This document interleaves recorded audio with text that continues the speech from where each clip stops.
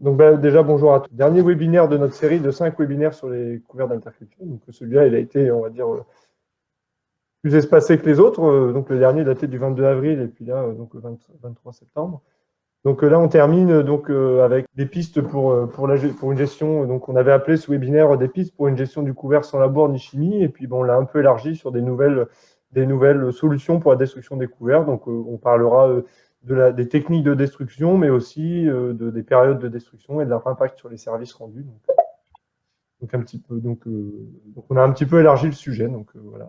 Donc, au niveau de ce dont on va parler, en cette fin de journée. Donc, finalement, ce sera moi le principal intervenant pour cette fois. Il y a Gaëtan qui va représenter un petit peu le projet pour varier un petit peu les intervenants au cours du webinaire. Donc, on part toujours sur 1 heure de 18 à 19 heures. On verra bien comment ça va s'organiser un petit peu, puisqu'on est un petit peu moins nombreux que la dernière fois au niveau des questions. Donc, mais n'hésitez pas à poser vos questions tout de suite. Et donc, on va pouvoir démarrer. On vous prévient qu'on a juste une vidéo qui est un petit peu plus longue que d'habitude parce que c'est des techniques de destruction. Il y a un peu plus d'intervenants.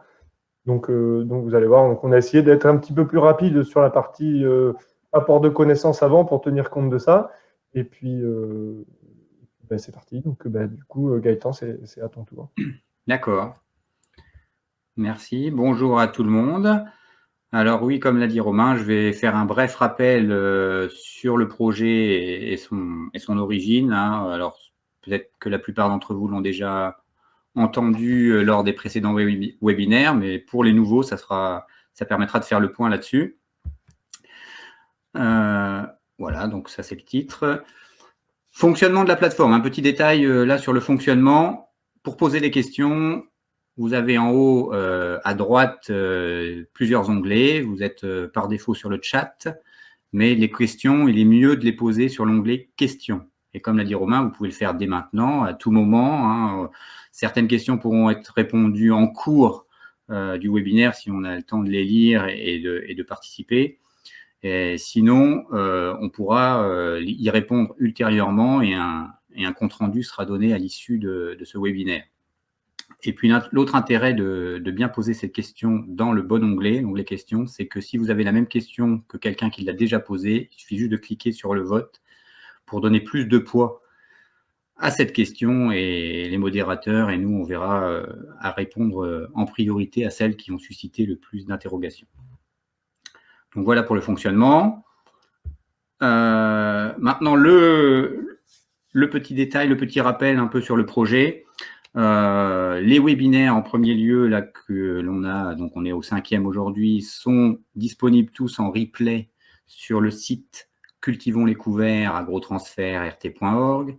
Ça, n'hésitez pas, allez-y sans modération. J'y reviendrai sur tout ce qui est disponible dessus. Et puis, vous avez également la chaîne YouTube d'Agrotransfert où vous voyez dans le bas de la diapo, vous avez toute une série de vidéos qui sont à votre disposition, que vous pouvez revoir sans souci. Alors, le projet multifonctionnalité des couverts, comme son nom l'indique, l'objectif initial, c'était de recenser un petit peu tous les atouts, tout ce que les couverts pouvaient apporter aux agriculteurs, directement et indirectement. Et dans ce projet, on s'est intéressé à favoriser la généralisation des couverts d'interculture, mais des couverts performants, des choses qui marchent. Des couverts qui rendent un maximum de services. Vous avez des couverts qui jouent sur plusieurs tableaux, et c'était intéressant de les recenser, de les mettre en évidence, avec des niveaux de service, bien sûr, élevés, pour répondre aux objectifs initiaux. Pour cela, on s'est interrogé quand même sur le fait que leur développement n'était pas à l'origine du projet, si développé dans la nature. Donc, pourquoi n'y avait-il pas autant de couverts qu'on pourrait l'espérer avec tous les services qu'on pouvait en attendre? Donc, la question, quels éléments limitent leur développement? Et là, il y a eu tout un travail autour de cette question-là pour identifier les freins et les lever. Donc, j'y reviens après. Les objectifs du projet sont portés sur la fourniture de références, sur les services rendus. Ça, c'était un premier point. Ensuite, permettre aux agriculteurs d'aménager leurs pratiques pour maximiser les services, les rendre les plus performants possibles. Et puis, lorsqu'il y avait des freins, permettre le contournement des freins pour mettre en place des cultures intermédiaires avec des innovations techniques qu'on avait pu identifier. Tout ça s'est articulé grâce à plusieurs sources de travaux. D'une part, l'expérimentation au champ, enfin, les expérimentations au champ. On a notamment travaillé sur la destruction tardive des couverts au printemps, après une reprise en végétation, et surtout des couverts riches en légumineuses, pour voir quels bénéfices la culture suivante pouvait en tirer. Notamment, en l'occurrence, on a travaillé sur le maïs. On a travaillé aussi sur les couverts avec l'impact qu'ils pouvaient avoir sur la structure du sol et les propriétés physiques du sol. L'effet du choix aussi de la technique d'implantation. Toutes les techniques, en fonction du matériel disponible, étaient, enfin toutes, pas toutes, mais une grande partie des techniques ont pu être explorées et on a essayé de voir quelles étaient les meilleures productivités en fonction des itinéraires choisis. Et l'une des techniques particulièrement a été plus travaillé, plus abouti, c'était le semis à la volée dans le précédent, qui a fait l'objet du précédent webinaire pour ceux qui étaient là au mois d'avril. Donc ça, c'était le premier point. Ensuite, il y a eu des expérimentations, on va dire, virtuelles, grâce à l'outil et au logiciel Stix, qui est un outil de modélisation, qui permettait donc de faire des simulations pour évaluer l'impact des choix, tant dans la conduite que les choix des couverts, les impacts sur les cycles du carbone, de l'azote et de l'eau.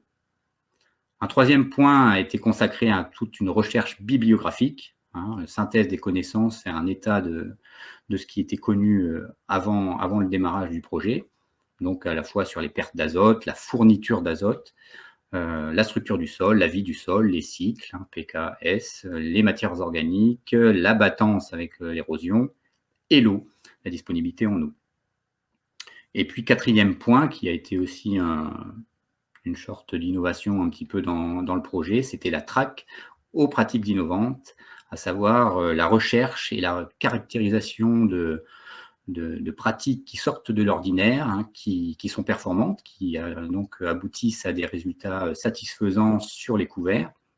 Et donc l'idée, c'était de les caractériser, de les identifier, de pouvoir les vulgariser par la suite, sachant qu'elles avaient des objectifs de lever des freins, soit d'ordre organisationnel, soit d'ordre économique. Alors tout ceci, là, on arrive à la fin du projet et le projet a permis d'aboutir à un certain nombre de sorties, une grande bibliothèque en ligne avec toutes les références et l'acquisition de tout ce qu'on a pu avoir donc, au cours de ces 5 années. Il y a des fiches techniques, des fiches de service, 9 fiches de service, 7 fiches de pratiques innovantes, des dossiers techniques aussi à votre disposition. On a bien entendu des vidéos dont on use lors des webinaires, mais pas seulement. Et puis, vous avez également 3 outils d'aide à la décision qui permettent d'aider un petit peu à choisir soit le mode de conduite, soit la composition des mélanges ou l'azote, ou identifier l'azote disponible en fonction des choix de l'interculture. Tout ça, ce sont des sorties disponibles pour tous. Je vais vous rappeler après où on peut en disposer. Et puis, sur la droite de la diapo, vous avez des supports qui sont, je dirais, plus à destination des conseillers, des intervenants, qui voudraient valoriser tous ces résultats. Donc, il y a des supports d'animation qui ont été créés, de supports de communication avec des posters qui peuvent être utilisés lors de journées techniques ou des formations. Et tout ceci, enfin surtout la bibliothèque, vous pouvez retrouver ça sur le site, toujours le même, cultivons les couverts agrotransfert-rt.org. Vous pouvez y aller sans modération, vous avez absolument tout ce que l'on a pu sortir avec les essais plus détaillés que ce que l'on a pu vous exposer, notamment lors des webinaires et celui-ci inclus. Voilà. Je vais donc laisser la parole maintenant à Romain pour vraiment rentrer dans le vif du sujet du thème de ce soir. Donc, quelle nouvelle solution pour la destruction des couverts?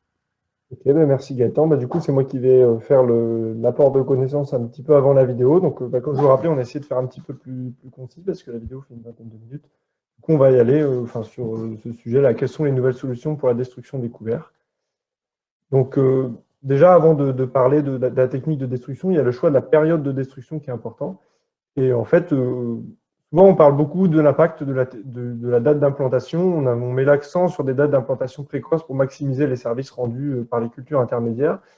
Au niveau de la date de destruction, finalement, quand on fait un petit peu le diagnostic des pratiques qui sont faites par les agriculteurs, c'est une période sur laquelle, en fait, il y a une grande variabilité des pratiques, même des fois dans un même terroir donné. Donc, c'est-à-dire pour des conditions, on va dire des contraintes à la fois sur le sol et le climat donné, on a une forme de variabilité entre les pratiques des différents agriculteurs. Et en fait, on peut voir aussi identifier dans la biblio pour les quelques références qui ont été faites sur les techniques de destruction. Donc, c'est des choses qui nous viennent. On a principalement cette synthèse, elle vient du Danemark, donc avec un peu les arguments en faveur d'une destruction plus précoce et d'une destruction plus tardive. Ça, après, entre précoce et tardif, on met ça, on va dire, en fonction du terroir dans lequel on est. Des fois, une destruction précoce, ça peut paraître tardif pour un autre endroit, mais on va dire sur les quelques semaines sur lesquelles on a une possibilité de détruire, finalement, ça peut jouer un petit peu sur les services qui sont rendus. C'est-à-dire que on peut imaginer qu'il y a des choses, dans le cadre d'une destruction précoce, par exemple, on va avoir tendance à sécuriser plutôt la destruction, c'est-à-dire que finalement, on est un petit peu plus maître des conditions de destruction, alors que si on envisage une destruction tardive, au final, on est moins sûr d'avoir les bonnes conditions de portance et de météo. Et donc, la destruction précoce, c'est plus sécurisant. Ça laisse plus de temps aux résidus de se décomposer, notamment quand on incorpore des trucs qui sont on va dire, peut-être plus récalcitrants, ou si on laisse les résidus à la surface du sol. Ça permet aussi d'incorporer des résidus avec des cessurènes plus faibles, puisqu'au final, on va incorporer des couverts qui sont généralement plus jeunes, dans le cas notamment des espèces, on va dire, avec des développements plus définis, type des moutardes. Quand on les incorpore plus tôt, on a finalement des cessurènes qui sont plus faibles. On peut voir que ce n'est pas forcément vrai quand on incorpore des légumineuses, mais finalement, on a des couverts qui se minéralisent peut-être plus rapidement avec une destruction précoce, et aussi on peut penser que ça va limiter la consommation en eau par rapport à des destructions, on va dire, très très tardives. À l'inverse, on a aussi des arguments pour une destruction tardive, c'est-à-dire que finalement, détruire tardivement des couverts, ça va nous permettre d'augmenter la biomasse produite et puis aussi les quantités d'éléments minéraux absorbés ou fixés. C'est-à-dire que on se rend compte, nous, on l'a testé dans nos essais, dans des essais qu'on a conduits pendant 3 ans sur les techniques de destruction, enfin sur les dates de destruction. Vous allez voir un petit peu les résultats après. C'est-à-dire que finalement, sur certains couverts, finalement, on avait un intérêt à maintenir ces couverts-là, notamment les couverts les moins développés. On voyait qu'au cours de l'hiver, on en avait un gain de biomasse qui pouvait être, on va dire, significatif au vu du niveau de développement qu'on avait en entrée d'hiver. Je pense notamment à des couverts qu'on tardait à lever. Finalement, on passe d'une demi-tonne à 2 tonnes de matière sèche. Ce n'est pas des gros couverts, mais finalement, par rapport à ce qu'on a investi en semences, on s'y retrouve peut-être un petit peu plus.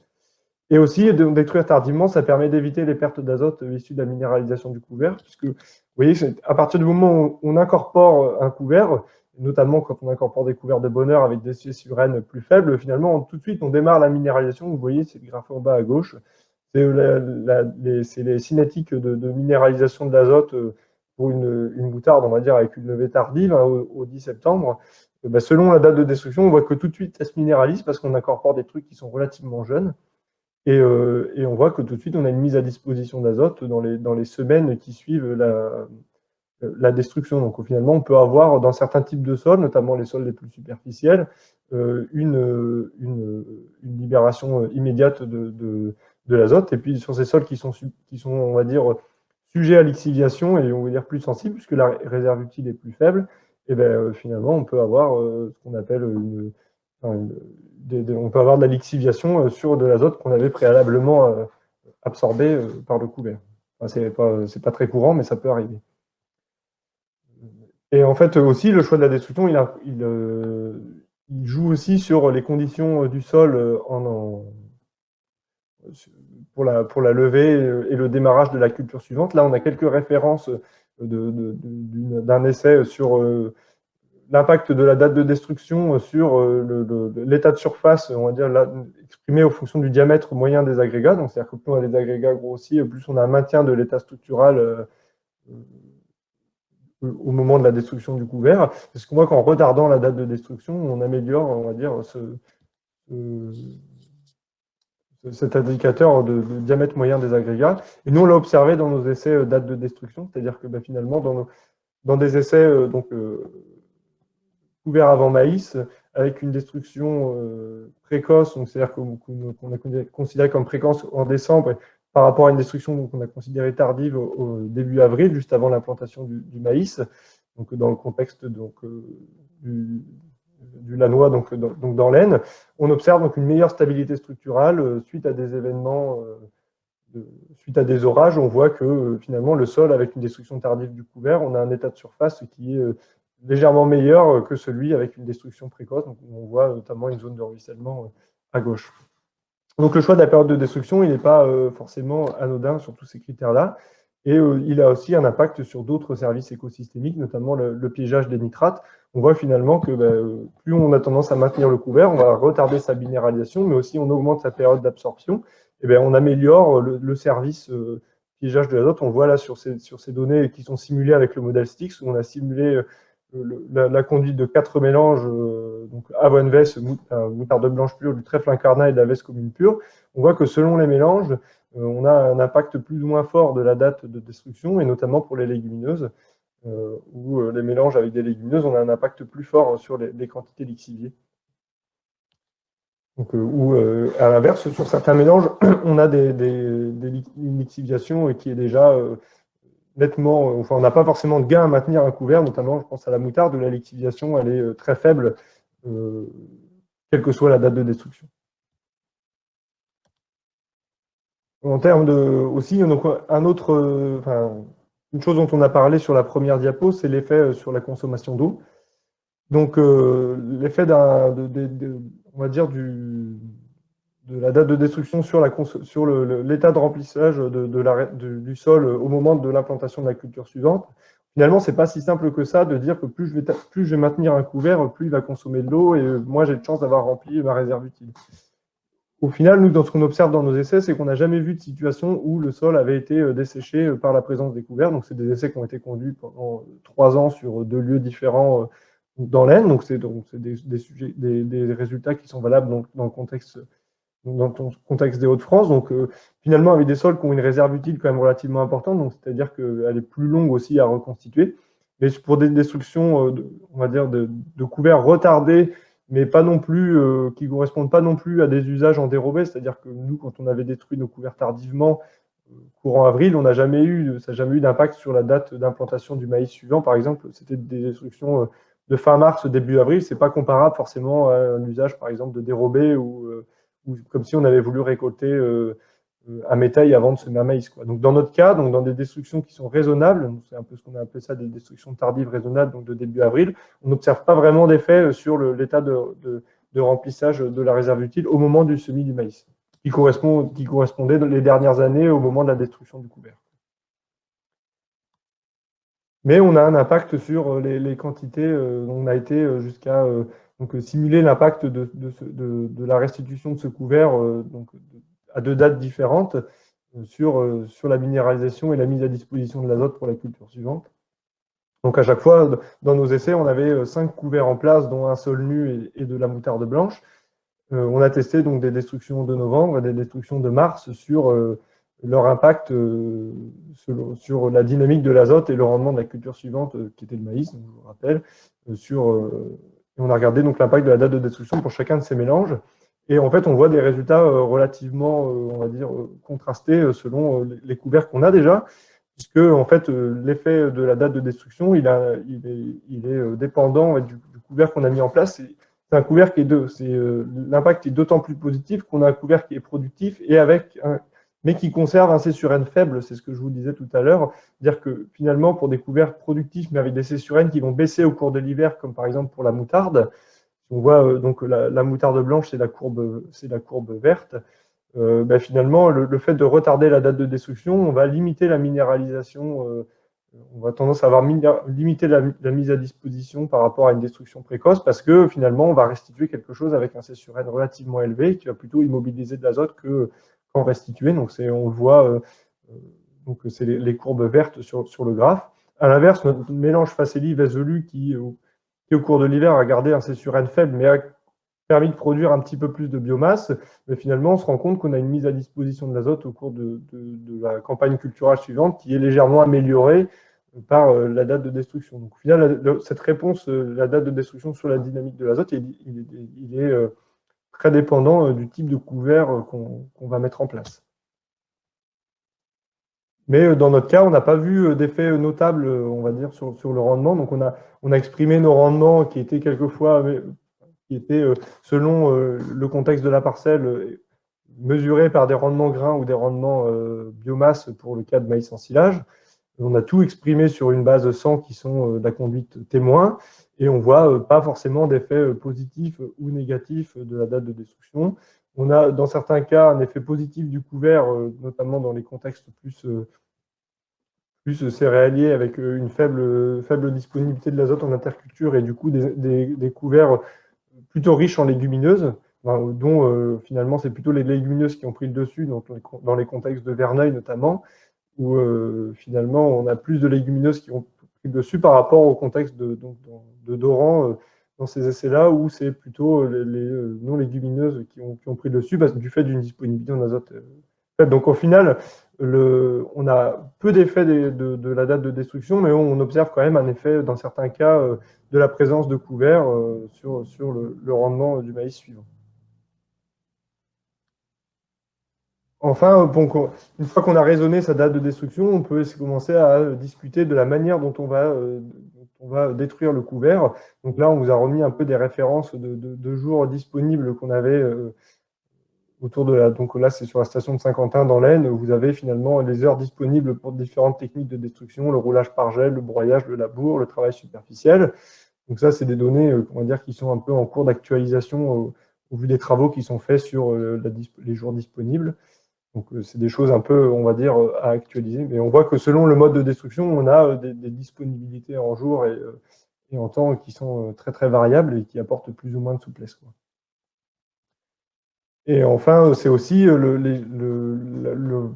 comment dire, raisonner son mode de destruction, ça va aussi être dépendant du développement du couvert et du choix des espèces qu'on a mis en place. Là, pour exemple, on va dire, on vous a mis des références sur les températures critiques pour la destruction selon le niveau de développement des couverts et le type d'espèces. Donc, on voit que selon on va dire, selon les espèces et aussi surtout selon leur développement, on a des températures de destruction par le gel euh, qui sont relativement variables. Donc, finalement, ça joue aussi sur la facilité de destruction. Est-ce que sur ce que va devenir le couvert une fois qu'il aura été détruit soit mécaniquement ou autre.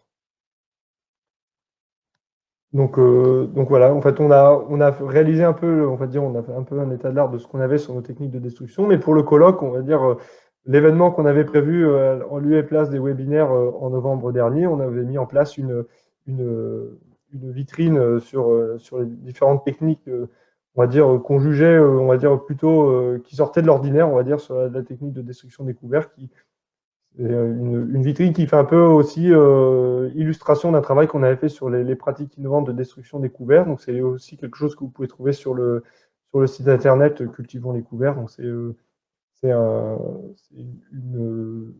comment dire, un travail qui avait été fait pour trouver des techniques alternatives au labour et à la chimie pour la destruction des couverts. Donc, on a essayé d'illustrer, on va dire, les différentes techniques qu'on avait trouvées. Et en tout cas, pour ce qui est des innovations matérielles, puisqu'on avait aussi trouvé des innovations dans les itinéraires techniques et dans la manière dont on utilisait des matériels déjà en place sur les exploitations. Donc là, c'est quelques matériels qu'on avait identifiés dans la track. Et donc, on a, dans le cadre de notre essai, donc c'est là que vous allez voir des vidéos et des couverts qui datent de novembre de l'année dernière. Donc, les vidéos, elles ont été tournées en novembre dernier, donc avec un couvert qu'on va vous décrire après. Et donc, on avait testé donc, sur cette plateforme-là. L'idée, au départ, c'était de vous les montrer en dynamique au moment du colloque, mais ça ne s'est pas fait. Et donc, vous allez pouvoir les voir en vidéo. Donc, dans chacune des vidéos, vous allez voir l'outil, une présentation de l'outil, toujours aller entre 3 et 5 minutes par le représentant, on va dire, de la marque. Et puis aussi, une analyse un peu qui est faite quelques jours après la destruction par le collègue de Gaëtan, donc Émeric, quelques jours après destruction. Donc, c'est des résultats qui sont valables, on va dire, pour cet essai-là, dans les conditions de l'essai qui étaient celles de novembre dernier, et pour les réglages qu'on avait de l'outil. Donc, c'est, on va dire, dépendant beaucoup du contexte dans lequel on se place. Donc, on avait donc le trèfleur qui a été testé, le ClickFin, donc qui est un scalper avec équipé d'un cultivateur rotatif. Vous allez avoir le fonctionnement qui va être décrit, hein, un Dynadrive, et puis le Zasso, donc qui est un matériel de désherbage électrique. L'idée, c'était d'illustrer, on va dire, les différentes solutions qui pouvaient exister en choisissant des outils qui étaient relativement différents, mais c'est pas du tout exhaustif. Donc la situation de l'essai, donc tous ces 4 outils-là, on les a testés sur un couvert qu'on avait mis en place largement sur la plateforme. On l'a implanté en direct, donc avec un semoir SD Adam le 13 août 2020. Et puis c'est un couvert composé de lin, facélie, radis fourragé, tournesol et veste commune.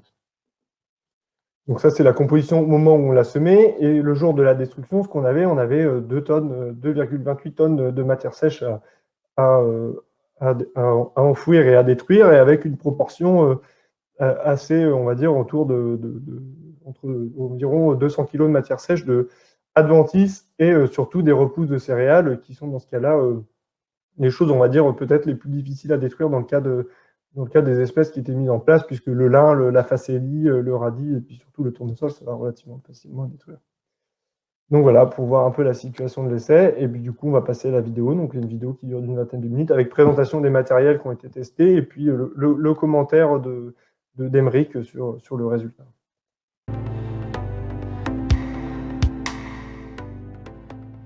Aujourd'hui, nous présentons la machine X-Power, donc XP300, 300 pour 3 mètres, donc 3 mètres de largeur de travail. Donc son principe de fonctionnement, on se branche sur la prise de force du tracteur, qui est branché à une génératrice. On génère du courant électrique, donc triphasé à 230 volts. Puis ce courant électrique, on l'envoie dans des transformateurs qui vont transformer cette énergie électrique en énergie continue à 6000-7000 volts et 0,5 ampères. Donc ce qui nous fait 3000 watts que l'on envoie à l'avant du tracteur, donc sur un outil avant. On va venir frotter la plante grâce à des électrodes, envoyer le courant électrique dans les plantes jusqu'aux racines. Le courant électrique va suivre les plantes pour avoir l'effet systémique jusqu'aux racines. Donc on a 3 mètres de largeur de travail. Au Brésil, on a des largeurs plus importantes. On réfléchit à une largeur plus importante pour l'Europe. Et on a d'autres outils destinés à d'autres marchés, notamment le marché viticole, arboricole et l'urbain aussi, donc qui ont des systèmes adaptés pour ces cultures. Alors aujourd'hui, pour cet outil de 3 mètres, on a besoin de 45 chevaux par mètre. Sur cet outil, on a 2 rangées d'applicateurs d'électrodes positives. Donc on a 18 électrodes positives et une 3e rangée à l'arrière qui sont des électrodes négatives pour fermer le circuit électrique. Les principaux atouts sont qu'on ne va pas remuer le sol, donc on ne va pas déstructurer le sol. Ce qui est bon pour tout ce qui est vie du sol, on ne va pas y toucher. Puis on a aussi l'effet systémie, donc pour détruire la plante vraiment définitivement. En termes de timing, on va avoir un effet visuel entre 7 et 14 jours. Alors, en termes de débit de chantier, on va être entre 1 et 5 km/h. Ça va dépendre du type de couvert, des espèces présentes, de sa densité, de sa hauteur. En termes de contraintes, aujourd'hui, on va être sur la largeur de travail qui aujourd'hui est limitée à 3 mètres et puis le débit de chantier donc, qui est corrélé à cette largeur de travail. En termes de conditions météo, il y a des conditions idéales, c'est une plante humide et un sol sec. Ça, c'est les conditions parfaites, mais c'est utilisable dans n'importe quelle condition, à part sous la pluie. Alors en termes de prix, aujourd'hui, c'est un prototype donc, qui est distribué par toutes les concessions CAS et Neoland en Europe. Donc ici, David Agri, dans ce secteur. En termes de prix, on va être entre 160 et 200 000 euros. Donc en termes de vie du sol, on a fait beaucoup de tests en interne avec Arvalis, avec l'INRA, l'IFV, le CTFL, donc des instituts indépendants, on travaille beaucoup avec eux. On fait souvent des analyses de sol et on a vu qu'on n'a pas d'impact sur tout ce qui est vie du sol. Donc ici, nous sommes dans la modalité qui a été traitée par le désherbeur électrique après passage du rouleau hacheur.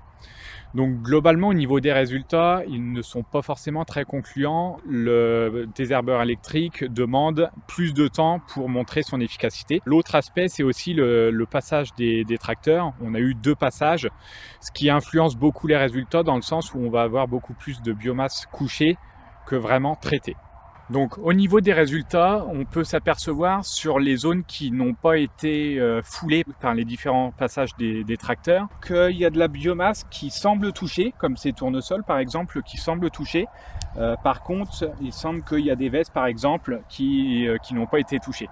Donc à vérifier plus tard, par exemple dans 10 jours, quels résultats seront donnés par ces multiples passages.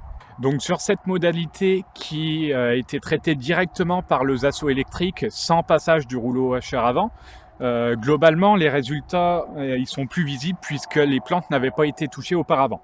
Donc on voit que certaines plantes ont noirci, les facélies ou les tournesols par exemple, même les lins qui commencent à noircir.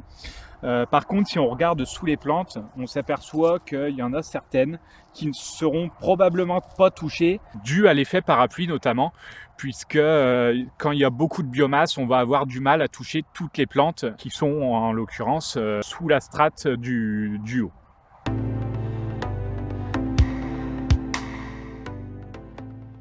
Aujourd'hui, je vous ai ramené donc un outil qui gère la problématique en fait d'origine pour gérer les vivaces, donc chardon, rumex, chien-dent.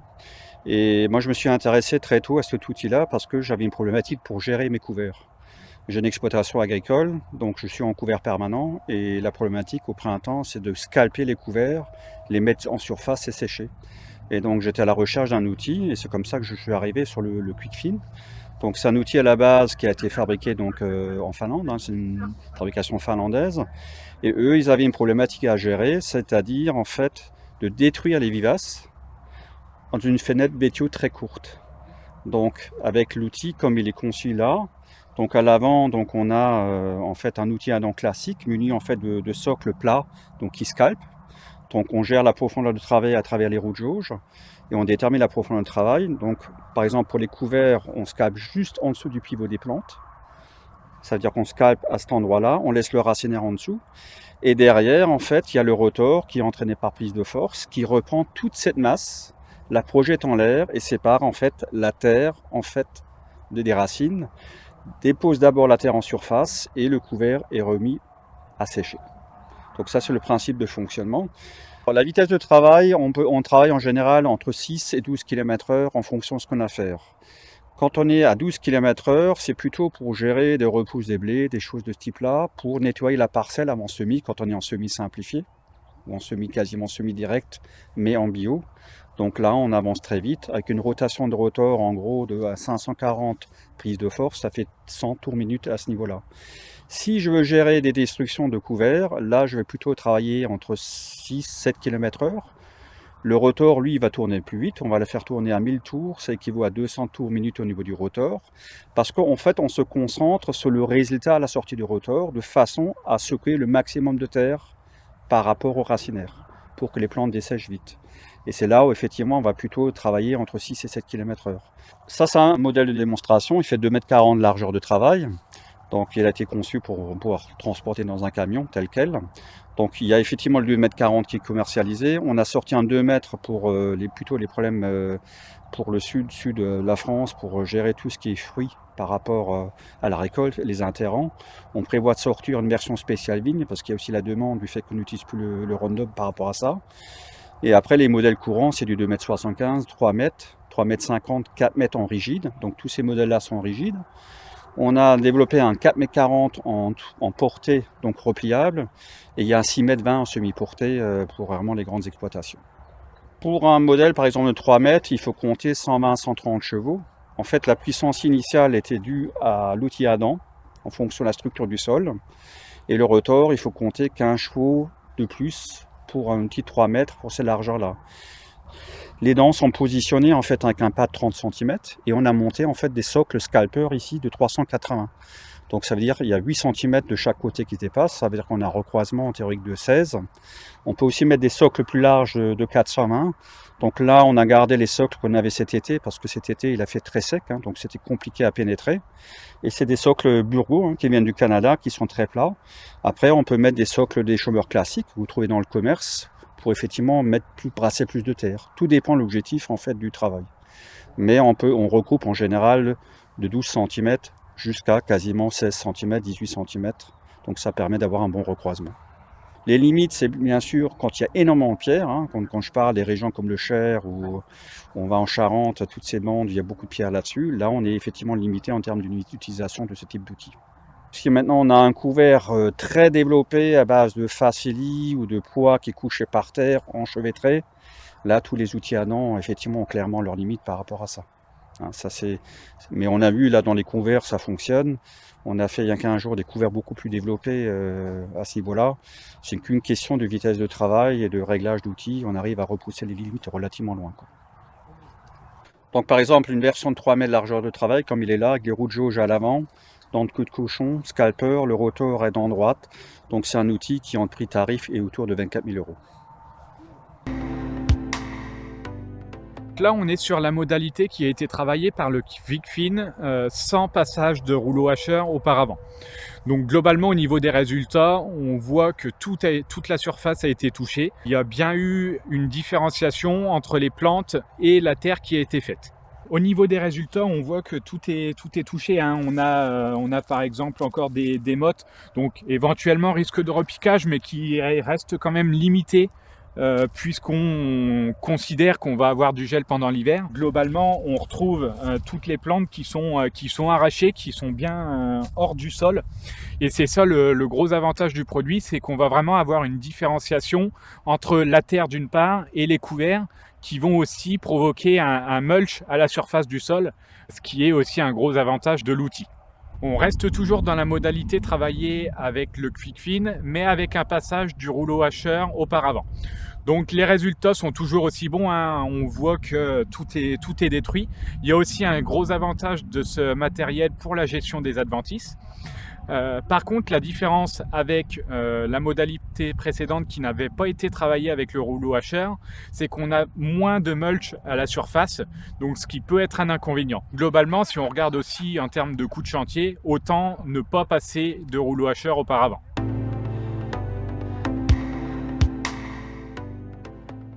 Bonjour, je me présente, Rénal Cuvillier, Société Quitté. Je suis représentant de la société Bonfort aujourd'hui pour un outil qui s'appelle le Dynadrive, donc déracineur, déchaumeur ou destruction de végétaux. Le principe de fonctionnement, il est simple. C'est un outil qui est auto-animé. Donc le premier rotor entraîne le deuxième 3 fois plus vite par une chaîne duplex sur le côté, entraînement par bain d'huile, avec soit rouleau barre ou rouleau packer. La vitesse de fonctionnement est entre 8 et 12 km/h. Les différentes largeurs de la gamme sont 1,60 m à 5 m fixe et 4 m et 6 m pliables. En termes de chevaux par mètre, il faut compter environ 40 chevaux du mètre. Au niveau de la dent, la largeur de la dent est de 5 cm partout. Et derrière, vous avez même des dents débourreuses pour pouvoir débourrer le premier rotor. Alors sur les deux rotors, au terme de recroisement, les deux rotors travaillent de cette façon-là, c'est-à-dire que le premier rotor passe et le deuxième passe à travers les deux dents. Donc on a vraiment toute la largeur de l'outil qui est vraiment bien travaillée. Alors les principaux atouts pour la destruction de couverts, c'est on va avoir vraiment toute la plante qui va être touchée, on va vraiment avoir tout le racinaire de la plante qui va être remis sur le dessus. C'est-à-dire qu'on va pouvoir sortir toutes les racines qui sont présentes en terre pour les remettre sur le dessus pour ne pas avoir de relevé par la suite au niveau de la plante. Des contraintes, malheureusement, c'est comme beaucoup d'outils, c'est la météo. Donc là aujourd'hui ça a été. Après je vais vous dire vraiment quand c'est vraiment humide, là il faut s'abstenir quoi. En niveau tarification, on va être entre 15 et 47 000 € au tarif aujourd'hui. On n'a pas forcément de couvert mieux adapté ou quoi, puisque c'est un outil qui est quand même assez polyvalent. On va pouvoir faire même de la destruction de prairies, même de la prairie temporaire. Donc on n'a pas vraiment de contraintes de plantes à ce niveau-là.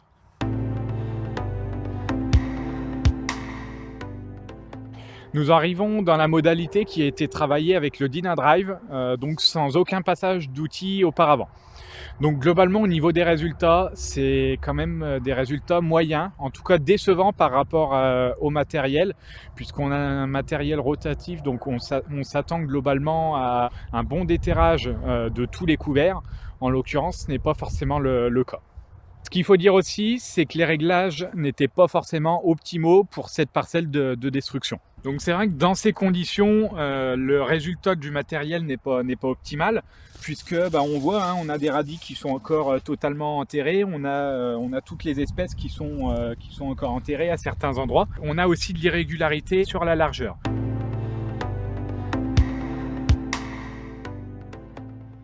Donc on est importateur de différentes marques, différents types de matériel. On est importateur donc de la marque Treffler qui est présentée ici. Spécialiste du désherbage mécanique depuis 20 ans, spécialiste également dans des outils de scalpage donc, qui sont présentés ici. Ici on présente deux types d'outils différents qui sont à la fois complémentaires ou qui peuvent s'utiliser donc indépendamment, qui sont le rouleau hacheur, qui est un outil frontal qui va permettre de hacher le couvert, donc hacher la partie foliaire du couvert, là en largeur de 3 mètres. Et puis derrière, on va avoir le scalper, donc le scalper qui va permettre de scalper la totalité du couvert, donc un outil vraiment dédié à la précision, qui est également en largeur de 3 mètres. Ces deux matériels-là, ils sont conçus donc pour faire des travaux différents. Comme on peut le voir sur les essais, on a fait des passages avec le rouleau seul, et des passages avec le scalper seul et des passages avec les deux matériels combinés. Le rouleau hacheur, lui, c'est assez flexible parce que c'est un rouleau hacheur 3 rouleaux. Il y a beaucoup de possibilités au niveau travail puisque on peut vraiment le faire travailler dans des conditions différentes, que ce soit des conditions humides, sèches, dans des couverts peu épais ou très épais. Et donc du coup, selon ce que l'on veut faire et la vitesse d'avancement, le débit de chantier que l'on veut faire, on peut le faire travailler à partir de 5 km/h jusqu'à plus de 15 km/h sans problème. C'est vraiment, on a des possibilités très grandes. Donc vraiment la partie du rouleau, son but c'est de détruire la partie foliaire du couvert sans toucher au sol, hein, donc vraiment de faire un paillage au sol sans bouleverser le sol et sans aller chercher non plus des graines qui pouvaient repousser. Enfin vraiment c'est un outil vraiment d'efficacité juste par la partie foliaire. Et après le scalper, lui, c'est vraiment une destruction complète. On va détruire, on va scalper à partir de 2-3 cm donc pour aller chercher la racine, donc scalper la racine et faire en sorte qu'on laisse tout ça en surface pour que ça sèche en surface et que ça ne se repique pas surtout, hein. Donc pas manipuler trop de terre, faire en sorte qu'on mette toute cette matière en surface et avoir une destruction complète donc au niveau du racinaire. Le scalper, lui, c'est plutôt des vitesses de travail qui vont tourner entre 5 et 10 km/h, voire un peu plus, jusqu'à 12 km/h, mais pas trop au-delà. Donc si on veut combiner les deux en même temps, oui, ça va être du travail entre 5 et 10 km/h, quoi. Sur le scalper ici, il est équipé de plusieurs choses. Donc d'abord les dents de scalpage. Donc là, on a 13 dents sur 3 mètres. Ce sont des dents vraiment spécifiques pour scalper précisément sur une faible profondeur. D'abord cet outil-là. Après, on a les dents de nivellement, donc qui vont répartir la matière uniformément sur la surface. Et après, les 3 grosses rangées de hairpin, on a des dents de scalpage de 22 cm. Et l'objectif, c'est de scalper vraiment la totalité de la surface, de ne pas avoir de zone non travaillée, et d'avoir surtout un bon tirage droite-gauche. Le prix, sur un 3 mètres, 10-11 000 euros, selon les équipements. Et puis le scalper, configuré comme on a ici. Donc le scalper, les niveleurs, les 3 rangées de hairpin. On peut aussi avoir un rouleau émetteur, si ça c'est une chose qui est possible. Mais dans cette configuration-là, il faut compter un outil à 18 000 euros. Donc, comme je l'ai dit, hein, c'est des outils qui s'utilisent soit seuls, soit en combiné. Il y a plein de choses possibles. Voilà, donc le scalper, c'est un outil qui est aussi très polyvalent et qui gagne vraiment à être connu. Voilà. Là, on est sur la modalité qui a été traitée avec le rouleau hacheur Treffler. Donc en l'occurrence, au niveau des résultats, on voit que globalement, quasiment toutes les plantes sont couchées et donc on a un bon taux de destruction. Donc comme on le voit, hein, toutes les plantes quasiment touchées, des plantes coupées. Bon, par contre, on garde quand même les mêmes inconvénients. Sur la partie rouleau hacheur, on va avoir besoin d'une biomasse importante pour qu'il y ait eu un bon taux de destruction. Donc là, globalement, on a un bon taux de destruction ou en tout cas de coupage sur toute la surface. Par contre, l'inconvénient qu'on va avoir, comme pour tous les rouleaux hacheurs, c'est qu'on va avoir des résultats donc sur la surface. Par contre, pour les radis, par exemple, on ne va pas avoir de scalpage en profondeur. Donc, on va avoir un risque de repousse.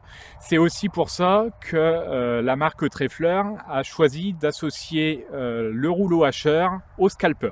Alors sur la combinaison rouleau hacheur plus scalper, on voit que les résultats sont très bons, hein. On a toute la surface qui est couverte, y compris en profondeur, puisqu'on va retrouver des radis qui vont bien être scalpés. Donc là, on ne va pas avoir de risque de repousse.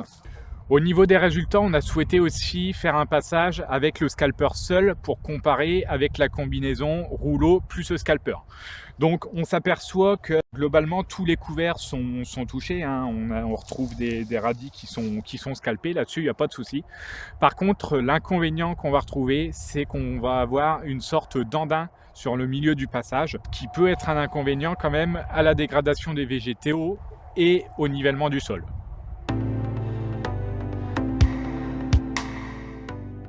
En conclusion, on ne peut pas dire qu'il y ait vraiment d'outils parfaits, hein. Ça dépendra d'une multitude de choses, dont entre autres le niveau de biomasse, bien sûr les coûts de chantier, mais aussi les objectifs de l'agriculteur.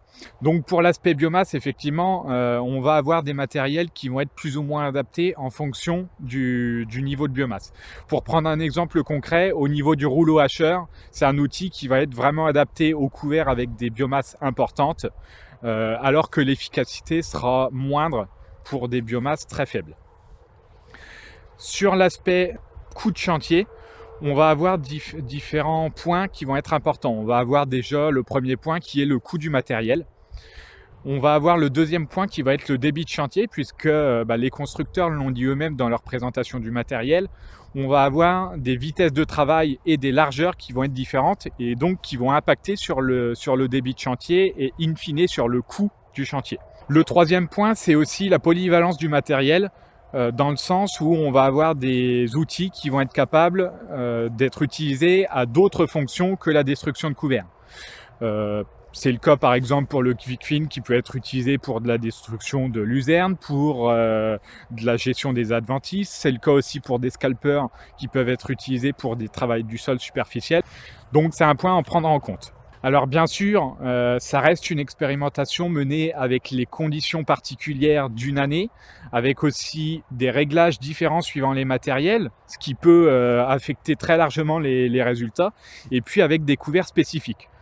On va donc avoir besoin pour chaque agriculteur d'adapter l'outil à son parc matériel et puis à ses pratiques aussi. Les pratiques dans le sens où, suivant qu'il y ait besoin par exemple de reprendre au printemps, à l'automne, on va avoir des besoins spécifiques en termes de matériel.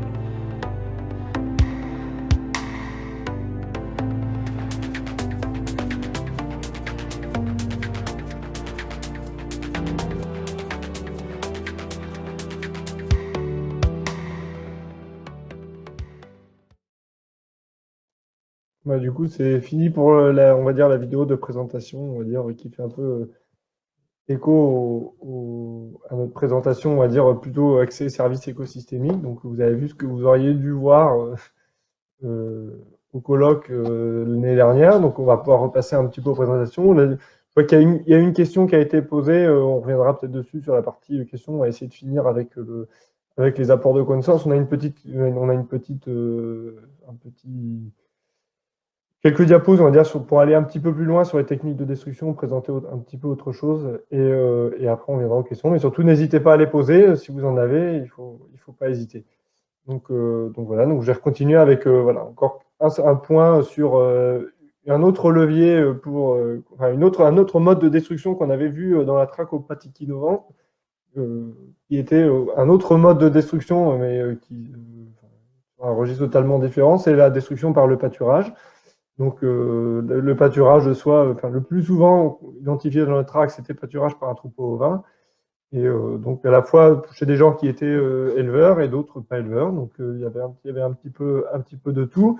Et donc pour vous, c'était aussi pour vous présenter ça en parallèle du matériel. Donc comme c'était prévu aussi au colloque, il était prévu qu'il y ait l'illustration de la destruction par le pâturage d'un troupeau ovin. Donc, pour aller un peu plus en détail sur la destruction, la destruction des couverts par les moutons, en finale, c'est quelque chose qui est relativement bien documenté sur l'impact sur l'animal. C'est-à-dire qu'en termes de performance, de croissance, de valeur alimentaire, on sait pas mal de choses sur le pâturage découvert par les moutons, et notamment des choses qui se développent de plus en plus sur on va dire l'engraissement, notamment d'agneaux sur des couverts. Mais finalement, le bénéfice agronomique, il est relativement peu documenté. Il y a quelques travaux qui sont en cours actuellement en Île-de-France sur l'impact du pâturage par les troupeaux sur on va dire la culture suivante, mais aussi les cycles de l'azote et du carbone à l'échelle de la parcelle. Et puis nous, on a trouvé un petit peu quelques éléments, on va dire, pour illustrer et puis apporter, on va dire, des éléments chiffrés sur les pratiques qu'on avait vues en track. Donc déjà, tout d'abord, ça permet une destruction du couvert qui est souvent gratuite pour la partie, pour le céréalier ou pour l'atelier grande culture de l'exploitation s'il y a les grandes cultures et l'élevage. Aussi, le pâturage, en fait, c'est un mode de destruction qui, on va dire, plutôt, contrairement à l'exportation par la récolte, ça restitue presque tout en lieu à sa place, quoi. C'est-à-dire que finalement, on ne sort rien de la parcelle, si ce n'est pour l'azote, en tout cas le phosphore et la potasse, on a des niveaux de restitution qui sont relativement élevés par rapport à ce qu'il y avait dans le couvert, puisque finalement les animaux exportent relativement peu. Ils vont gagner un petit peu de masse, mais finalement tout est restitué par les déjections et puis ça. Mais finalement, c'est aussi la partie carbone qui, on verra un peu, c'est plutôt dans les inconvénients. Finalement, c'est plutôt le carbone où tout n'est pas restitué, puisqu'une partie est perdue dans la fermentation, dans la digestion des animaux. Par contre, la destruction par le pâturage, par rapport à une destruction classique, elle améliore l'activité biologique. On a quelques références qui existent dans les secteurs, des références qui viennent principalement, on va dire, nord-américaines, où ça a été testé sur des systèmes intégrant élevage et grande culture. Finalement, on a une amélioration des indicateurs d'activité biologique par rapport, en lien avec le pâturage. Donc, quand on fait pâturer un couvert, ça améliore ça.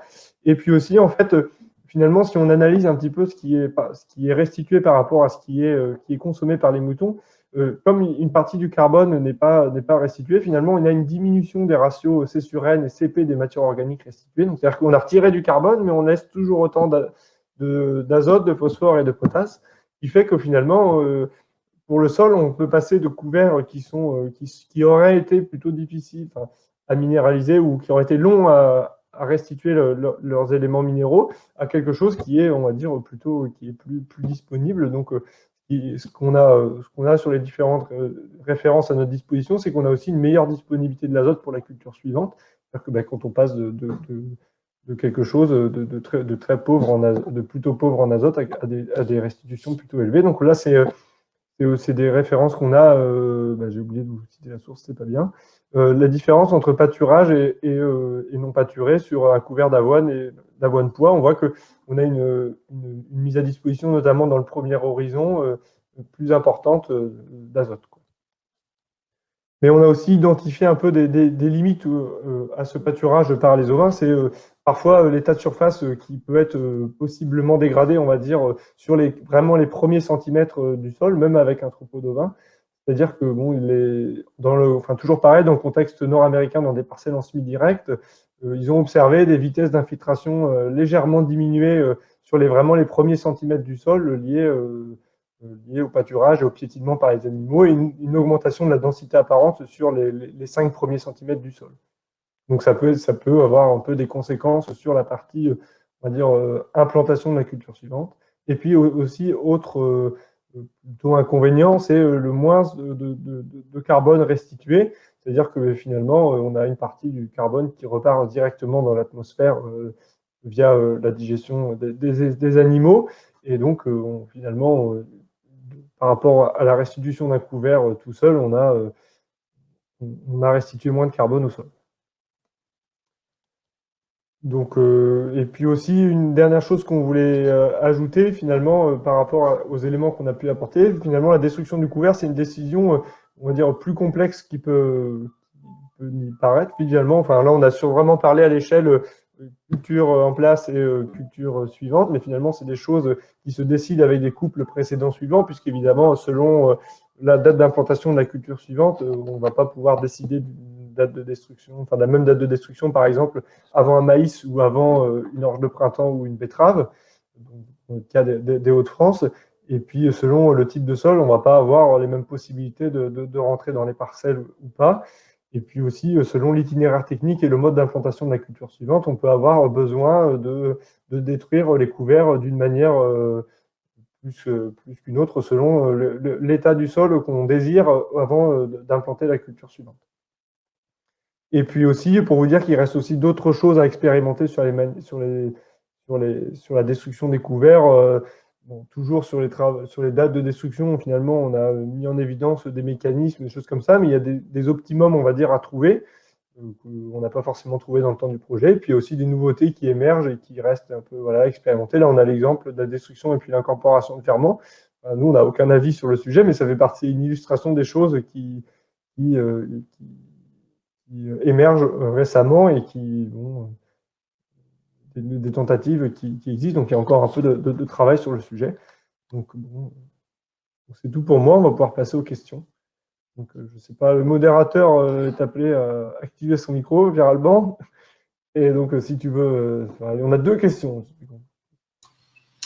Oui, effectivement, il y a deux questions. Donc la première qui parle par rapport au rouleau washer, de savoir qu'est-ce qu'on considère comme biomasse importante. À partir de quand on considère que la biomasse est réellement importante? Finalement, là, je pense que dans le cadre de l'outil, je pense qu'autour de 2 tonnes, 3 tonnes de matière sèche, on va considérer que c'est important. On va dire je pense que le constructeur, lui, il parlait plutôt par rapport à la norme, on va dire, ce qui est fait en temps normal, quoi. L'outil, il est principalement testé sur des couverts autour de 2-3 tonnes de matière sèche, et puis après, au-delà, oui, je pense que le 5 tonnes de matière sèche, on peut considérer que c'est une biomasse élevée. 2 tonnes, c'est plutôt pas élevé. Nous, les couverts qu'on avait, c'était des couverts moyens, quoi. Et puis, deuxième question qui arrive, donc c'était sur l'effet du pâturage sur la problématique rongeur, une problématique importante dans les systèmes non travaillés. Est-ce que ça peut jouer ou pas? C'est peu documenté, mais on sait que bon, on va dire, c'est plutôt évoqué en tant que piste dans les travaux qu'on lit actuellement, mais pas vraiment. Moi, j'ai pas trouvé de données réellement. Non, c'est compliqué. Ouais, vas-y, Romain. Surtout au niveau de l'interculture, quoi. Oui, voilà, c'est peu, comme tu dis, c'est peu documenté. Après, c'est une question de chargement. Je pense qu'il faut avoir après, je sais pas quel chargement il faut atteindre, combien de brebis hectares il faudrait envisager pour avoir effectivement un effet piétinement qui dérange et qui gêne la population des rongeurs. Mais souvent, dans le pâturage ovin des intercultures, le chargement est très extensif. Et même si, effectivement, on peut penser naturellement qu'il y a un effet positif de ce pâturage-là, une telle dilution du troupeau sur une grande surface, à mon avis, au niveau impact, on doit être quand même assez léger.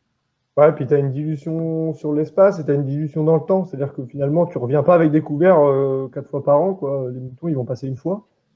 On va déranger les rongeurs une fois, puis après, on est parti pour 2 ans 2, 3 ou 4 ans pas déranger, quoi. Donc, bon. Donc un plus, mais c'est pas avec ça qu'on va solutionner le problème. Je vais pas là forcément. Et puis une autre question qui est revenue, alors qui rebondit sur la question de la biomasse totale. On a vu qu'effectivement, en termes de biomasse faible, c'était pas forcément optimal. Le rouleau washer, par contre, est-ce qu'il y a un maximum, un maximum pour que le rouleau puisse être efficace, quoi? Au-delà duquel on serait efficace. Au-delà duquel en efficacité, oui. Je pense pas, j'ai pas l'impression, mais je sais pas, Pierre Alban, tu peux avoir un impact. J'imagine que si c'est passé dans un maïs en silage, ça peut ne pas marcher, mais tu vois, après, dans le cadre on va dire d'un couvert, ce qui est fait en termes de couvert, on va jamais jusque des. Je pense qu'on n'atteint jamais les limites, effectivement, Romain. Après, effectivement, tu as raison aussi, je pense qu'il y a l'effet type de plante qui va jouer, et c'est pareil aussi pour le minimum de biomasse. Si on prend 3 tonnes de radis en pur, ça peut paraître, en termes d'efficacité, on ne sera pas aussi optimal que si c'est 3 tonnes de sorgho, par exemple. Parce que, Ouais. voilà, le port des plantes étant différent, Le fait d'outils, ça va jouer. On attendra, à mon avis, des meilleurs résultats sur des plantes avec des ports plutôt dressés. Et sur tout ce qui est plantes un petit peu plutôt type rosette, en termes d'efficacité, on sera plus vite limité. enfin, on va avoir une efficacité visuelle, mais après, suite au passage, mais après l'efficacité sur la destruction en elle-même de la plante. Ça restera limité. Ouais. Voilà, je ne sais pas si on a. C'est tout au niveau des questions, on n'en a pas d'autres. Gaëtan, Pierre Alban, vous n'avez pas de questions a priori Moi, j'ai pas de questions à poser. On a tout posé pendant le projet, Romain. Ouais, voilà, ouais, on a tout. On a eu la chance de voir les outils travailler, donc les questions, on les a éclusées là. On les a éclusées, on les a posées aux gens. Mais, ouais, exactement. Donc voilà, après, du coup, bon, on va pouvoir du coup passer. Enfin, il est 19h déjà, on a tenu le timing d'une heure avec notre vidéo plus longue. Donc bon, là, on va pouvoir passer un peu à la partie conclusion, puis remercier les gens. Donc voilà. On a eu 2 questions, mais c'est que finalement tout était bon, quoi. Donc attends, je vais passer du coup à ce que l'on retiendra, on va dire un peu de ce webinaire. Bon, finalement, le choix de la date de destruction, il impacte les niveaux de service ou de 10 services rendus par les couverts. Donc on a parlacé des services, mais il y a aussi des 10 services finalement. Et la date de destruction, finalement, ce choix entre de la date de destruction, il est là pour finalement trouver un optimum dans la parcelle et le contexte de l'agriculteur et aussi vis-à-vis de ses objectifs. Finalement, de trouver la date de destruction qui lui convienne le mieux, mais il n'y aura pas. Enfin, de toute façon, pour les couverts, on l'a vu dans ces webinaires, c'est beaucoup une gestion du compromis et en fonction des fois des choses qui sont à la parcelle. Donc la date de destruction, elle va impacter l'absorption et la libération des éléments minéraux. On l'a vu sur l'impact sur la minéralisation de l'azote et puis les restitutions et les niveaux de biomasse qu'on restitue, donc les restitutions de carbone au sol, et puis aussi un petit peu sur les propriétés du sol. On l'a vu sur la technique, enfin, sur l'impact d'une destruction tardive sur la stabilité structurelle, mais aussi la date de destruction, elle va jouer sur l'état de la parcelle au moment où on intervient à la destruction, et puis du coup, finalement, l'état du sol dans lequel on le laisse pour l'implantation de la culture suivante. Et puis on a vu aussi qu'il y avait des alternatives qui étaient en développement, donc il y a celle qu'on a vue dans le cadre de notre vidéo. La vidéo qui sera disponible, cela dit, en version longue, hein, c'est-à-dire que là, on a fait une vidéo qu'on a raccourcie volontairement pour le webinaire, c'est-à-dire que là, il y a les coupes de montage, on les voit pour certaines parce que il a fallu réduire un peu, mais elles sont disponibles sur YouTube si les gens veulent voir un peu plus en détail, notamment le matériel en fonctionnement. On a coupé aussi des plans où on montrait le matériel qui fonctionnait. Donc, s'il y a des gens qui sont intéressés par le matériel en particulier, ils vont pouvoir le voir. Et donc voilà, donc les alternatives en développement. Et puis c'est un peu tout pour nous. Vous rappelez-vous qu'il y a le site Cultivons les couverts, agrotransfert-rt.org, où là vous trouverez tout, hein, les webinaires, les contenus, on va dire, associés, parce qu'on n'a pas parlé vraiment de tout pendant le webinaire, pour tenir le format 1 heure. Et puis du coup, vous trouverez le replay, les vidéos des essais, les comptes rendus des échanges aux questions. Du coup, les quelques questions qu'on aura eues, on aura eu un compte rendu de réaliser. Et puis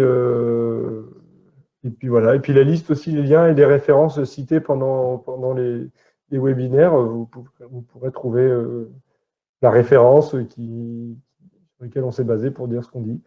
Donc voilà, c'est tout. C'est tout pour moi. Donc, je ne sais pas si Gaëtan ou Pierre Alban voulaient ajouter quelque chose. C'est le dernier webinaire, donc c'est le moment de le dire. S'il y a un truc. Non. Merci à toi, Romain, en tout cas, pour l'organisation de tout ça et avoir chapeauté l'ensemble de ces webinaires et même le projet en général. Ça a été très, très instructif, on voit que le résultat est là. On a beaucoup de matière, on a beaucoup de choses à communiquer et qui peuvent encore continuer à perdurer, notamment avec les outils dont on va pouvoir disposer, nous conseiller, pour prolonger la communication sur ces résultats-là. Et puis, ça donnera aussi naissance à de nouveaux projets, j'imagine, plus détaillés. Donc, merci encore. Merci à tous d'avoir participé également. Merci à tous. Merci effectivement à tous les partenaires du projet également pour l'implication de tous et la richesse des échanges qu'on a pu avoir dans le projet en tant que tel, et puis des résultats également qu'on a pu sortir qui font avancer, je pense, les conduites de couverts d'une façon générale et le développement des couverts. Ouais, ouais. À mon tour de remercier un peu le partenariat parce que bon, voilà, vous avez été impliqués à la fois dans les webinaires et puis et et avant le webinaire, la mise en place du colloque et même tout au long du projet, hein, pour vous deux notamment, où vous avez été en place dès le départ pour les implantations d'essais. Et du coup, on a quand même tenu le cap, malgré le fait qu'on n'a pas fait notre colloque, on a quand même fait des bons webinaires et ça a été une bonne expérience. Je pense que finalement, on n'a pas eu notre public et que ça a été très utile et on en retire quelque chose qui reste. Donc, merci beaucoup à tous et puis une bonne soirée. Et puis, on va pouvoir clôturer un peu l'événement. Donc, merci aussi à tous les gens qui sont venus, évidemment. Et puis, bonne soirée. Bonne soirée. Bonne soirée, au revoir.